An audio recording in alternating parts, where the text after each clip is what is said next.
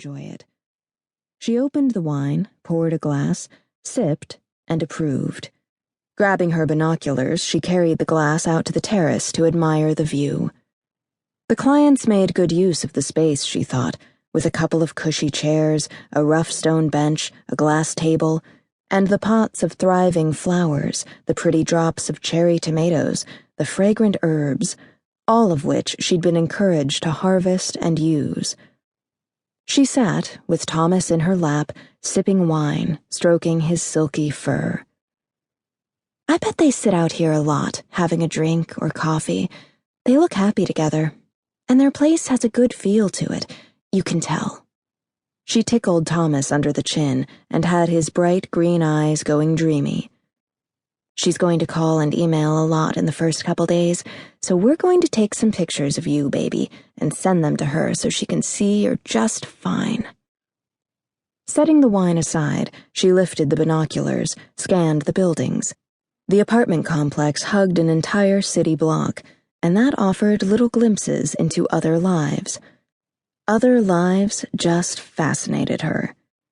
A woman about her age wore a little black dress that fit her tall, model-thin body like a second skin. She paced as she talked on her cell phone. She didn't look happy, Lila thought. Broken date. He has to work late, he says, Lila added, winding the plot in her head. She's fed up with that. A couple floors above, two couples sat in a living room, art-covered walls, sleek contemporary furnishings, and laughed over what looked like martinis.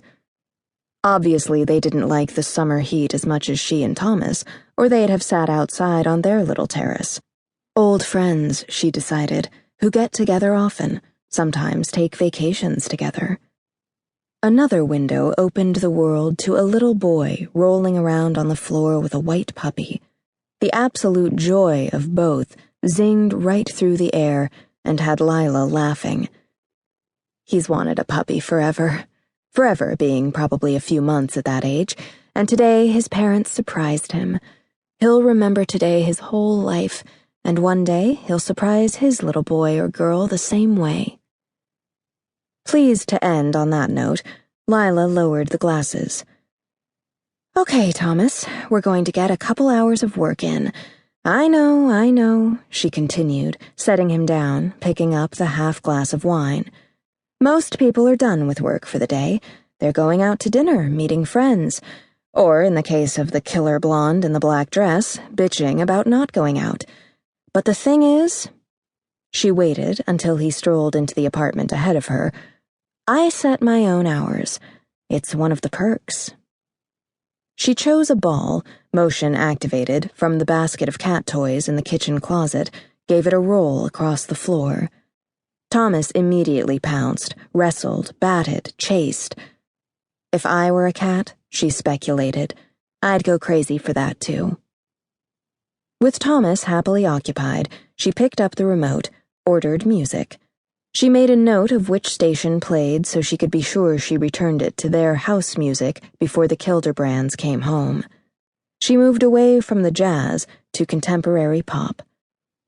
House-sitting provided lodging, interest, even adventure, but writing paid the freight.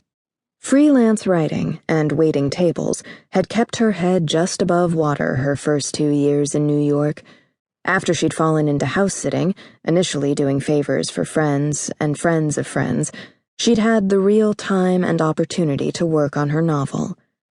Then the luck or serendipity of house-sitting for an editor who'd taken an interest. Her first, Moonrise, had sold decently. No bust-out bestseller, but steady, and with a nice little following in the 14 to 18 set she'd aimed for. The second would hit the stores in October, so her fingers were crossed. But more to the moment, she needed to focus on book 3 of the series. She bundled up her long brown hair with a quick twist, scoop, and the clamp of a chunky tortoiseshell hinge clip. While Thomas gleefully chased the ball, she settled in with her half-glass of wine, a tall glass of iced water, and the music she imagined her central character, Kaylee, listened to. As a junior in high school, Kaylee dealt with all the ups and downs.